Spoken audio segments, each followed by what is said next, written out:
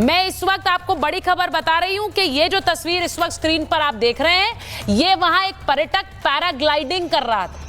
ये पैराग्लाइडिंग कर रहे थे और पैराग्लाइडिंग करते वक्त देखिए जिस तरह से उन्हीं के कैमरे में, उनके वीडियो में नीचे आतंकी गोली मारते नजर आएंगे। जरा नीचे से ब्रेकिंग ग्रिड हटा दीजिए जिससे ये वीडियो पूरा अच्छी तरह चला सके हम। ये तस्वीरें देखिए, इसमें पीछे लोग भाग रहे हैं। तस्वीर नीचे से देखिए, ये क्योंकि वहां पैराग्लाइडिंग कर रहे थे, अपना वीडियो बना रहे थे, और इनके पीछे आप देखिए तस्वीर, पीछे नीचे आतंकी गोली चला रहे हैं, लोग भाग रहे हैं। ये इस वीडियो को आप गौर से देखिए। इनको इस बात का एहसास भी नहीं था क्योंकि ये हवा में थे और ये वीडियो बना रहे हैं। इस वीडियो में पीछे लोग भागते नजर आ रहे हैं। वहां देखिए आप, इनके पीछे लोग भाग रहे हैं, गोलियां चल रही हैं, और फिर जाहिर है इन्हें समय के साथ उस बात का एहसास हुआ होगा, समय के साथ इन्हें एहसास हुआ होगा इसका। लेकिन आप तस्वीर देखिए और वो आप सोचिए कि वो मंजर कैसा रहा होगा। इनको उस बात का एहसास उस समय नहीं था, लेकिन इनके कैमरे में उस दिन की हकीकत कैसे कैद हुई है, वो दर्द कैद हुआ है जो पहलगाम में लोगों को मिला। और ये तस्वीरें गवाही दे रही हैं उस खूनी हमले की जो पहलगाम में उस दिन हुआ। मैं ये तस्वीरें दिखा रही हूं। इसी के साथ एक बार ब्रिगेडियर साहिद नाजिर जी को ले लीजिए स्क्रीन पर, और अमजद साहब को लीजिए स्क्रीन पर। मैं ब्रिगेडियर नाजिर से पूछ रही हूँ। ब्रिगेडियर नाजिर, आप लोग पाकिस्तान में इस वक्त, मैं आपसे सीधा सवाल पूछ रही हूँ, जिस देश में इस वक्त कंगाली के ये आलम हैं कि लोग उस पर दुनिया भर में चर्चाएं कर रहे हैं, आपके अपने लोग कर रहे हैं, you know it for a fact कि आप लोग वॉर अफोर्ड नहीं कर सकते हैं, लेकिन सबसे ज्यादा वॉर क्राई आपके ही देश से शुरू हो रही है। सबसे ज्यादा बयान आ रहे हैं, हमारे पास न्यूक्लियर बॉम्ब है, हमारे पास ये, हम हमला करेंगे, मुंह तोड़ जवाब देंगे, हम हिंदुस्तान को बता देंगे। इस तरह के बयानों की इस समय जरूरत है? जी शुक्रिया मैडम, लेकिन आपने टाइम देना है और एक अच्छे जर्नलिस्ट के तौर पर आप बैलेंस रखेंगे, मुझे उम्मीद है।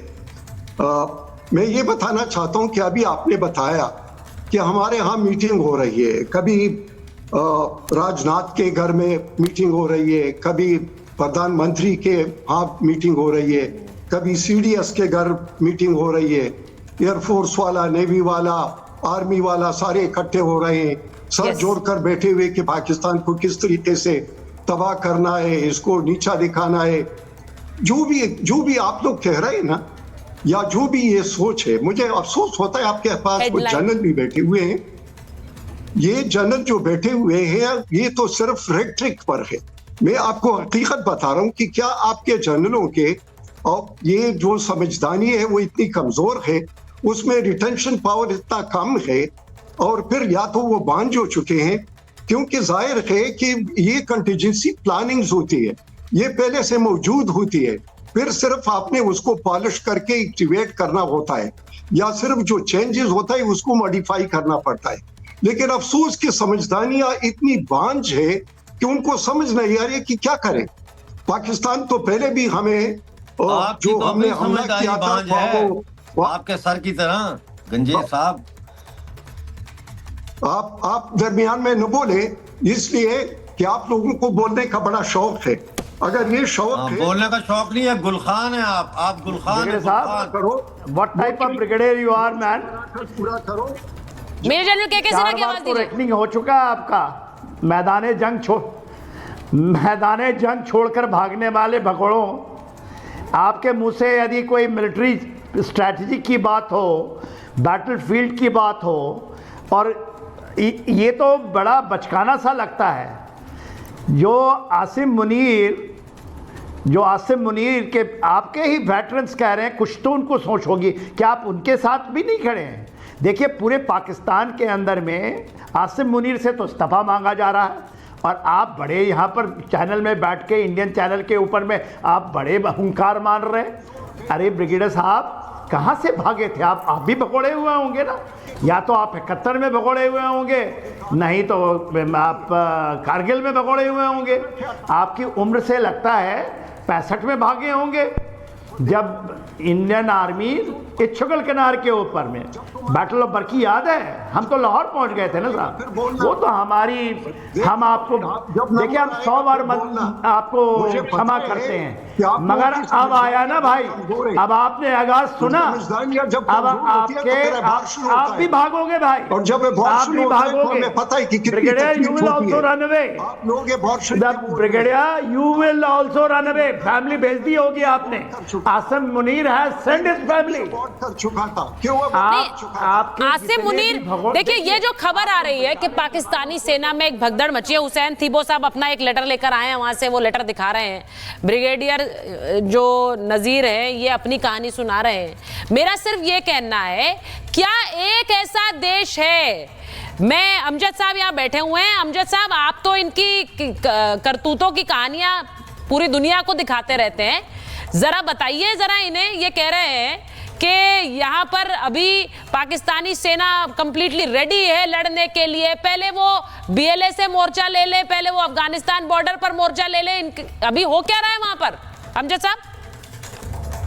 देखिए, पहली बात तो ये मैं आपको बताऊं कि ये जो आपके आए हुए हैं पाकिस्तान से मेहमान, जो कि आपको वो दिखा रहे हैं, क्या उसे कहते हैं, लेटर कह रहे हैं कि कोई है इनके पास, भाई।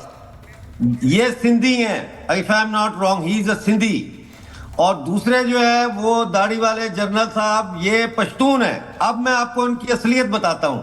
सिंध पिछले 2 हफ्तों से बंद पड़ा है क्योंकि पंजाब ने नहरें खोदने का ऐलान किया, फैसला किया और सिंध को भूखा मारने की कोशिश की, तो पूरा सिंध इस वक्त बंद है, नंबर 1। नंबर 2, पीटीएम की शक्ल में और पश्तूनों की शक्ल में लोग पंजाबी फौज से, पंजाबी रियासत से आजादी की लड़ाई लड़ रहे हैं। ये दोनों गद्दार हैं अपनी कौमों के। सबसे पहले तो मैं इनको ट्रस्ट ही नहीं करता। ये जो ब्रिगेडियर साहब हैं, इन जैसे पठानों को कहा जाता है गुल खान। वो गुल खान जो के पंजाब के नीचे लगे हुए हैं, जो पंजाब के सहूलतकार हैं पश्तूनों में। और ये जो सिंधी है, ये भी बिलावल भुट्टो की तरह का सिंधी है, जो असल में पाकिस्तानी मिलिट्री एस्टैब्लिशमेंट और पाकिस्तानी फौज का सहूलतकार है।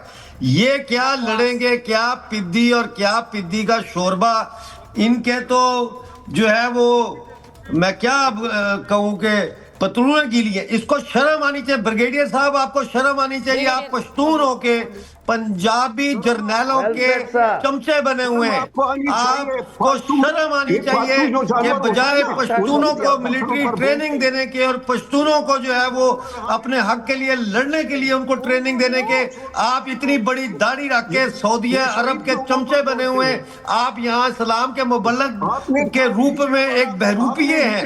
You are impositor, you are an impositor, you are a गुल खान। ये आप गुल खान है, आप पाकिस्तान की फौज के एक पेड एजेंट हैं, आप उनके सहूलतकार हैं। कभी आपको अपनी टेबल पर बराबर बिठा के वो रोटी नहीं खिलाएंगे, लेकिन आप इतने बेगैरत हो चुके हैं कि आप अपनी कौम को बेच रहे हैं पंजाब के आगे, आप पंजाबी जर्नैलों के आगे अपनी कौम को बेच रहे हैं। आपको शर्म आनी चाहिए। और वो सिंधी साहब जो है, आपको उसको शर्म आनी चाहिए कि तुम्हारे सिंध का पानी रोक दिया है। जीएम सैयद के नाम पर पूरा सिंध आज बंद है और तुम यहाँ पाकिस्तान की बैठ के चमचागिरी कर रहे हो। बेगैरतो, तुम्हें शर्म नहीं आती? बात में करो। और पाकिस्तान क्या लड़ेगा? Pakistan has already lost the war. Balochistan already आजाद हो चुका है। बलोचिस्तान इनके हाथ से निकल गया है, बिल्कुल उस पे कब्जा है बीएलए का और बलोचों का। खैबर पख्तूनख्वा इनके हाथ से निकल चुका है, जैसे नहाते हुए साबुन फिसल के निकल जाता है हाथ से। ये क्या बात करते हैं? पीओजे के और गिलगित बल्तिस्तान में प्रदर्शन हो रहे हैं। आज इन्होंने लाठीचार्ज किया है पीओजे के में जर्नलिस्ट के ऊपर। आज इन्होंने लाठीचार्ज किया, वहां तूफान उठा हुआ है पीओजे के में। लीपा में सबोटाज हुआ है, लीपा वैली में जो आर्मी का बड़ी खबर बताऊंगी, जो खबर आ रही है। देखिए, मैं एक बार सिद्धार्थ जी को भी लीजिए स्क्रीन पर। मैं इसलिए बोलना चाह रही हूँ कि जो पाकिस्तान से हमारे गेस्ट जुड़े हुए हैं, सैयद उन शेरजी भी हमारे साथ जुड़े हैं, हमें बताया जा रहा है। मैं सैयद साहब आपके पास आ रही हूँ, लेकिन ये बड़ा क्लियर है कि इस वक्त वहां पर एक भगदड़ मची है। पीओके में भी आतंकियों में भगदड़ मची है, आतंकी कैंप्स वहां से खाली कराए गए हैं। कहा जा रहा है कि 7 से ज्यादा आतंकी लॉन्च पैड्स वहां पर खाली